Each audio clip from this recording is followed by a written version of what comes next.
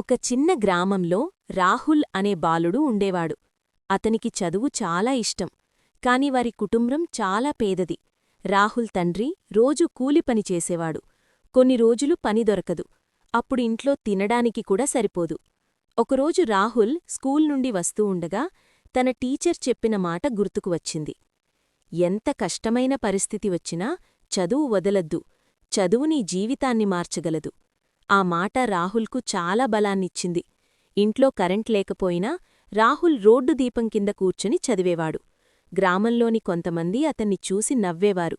ఇంత చదివేమవుతావు అని అడిగేవారు. కాని రాహుల్ ఎప్పుడూ ఆగలేదు. రోజులు గడిచాయి. రాహుల్ చాలా కష్టపడి చదివి పరీక్షలు రాశాడు. చివరికి రాష్ట్రస్థాయిలో మంచి ర్యాంక్ సాధించాడు. అతని గ్రామం మొత్తం ఆశ్చర్యపోయింది. ఒకప్పుడు నవ్వినవాళ్లే ఇప్పుడతన్ని అభినందించారు. తరువాత రాహుల్ మంచి ఉద్యోగం సంపాదించాడు. తన కుటుంబాన్ని బాగా చూసుకున్నాడు. అలాగే తన గ్రామంలోని పేద పిల్లలకు చదువు కోసం సహాయం చేయడం ప్రారంభించాడు. ఒకరోజు రాహుల్ అదే రోడ్డు దీపం దగ్గర నిలబడి చిరునవ్వు నవ్వాడు.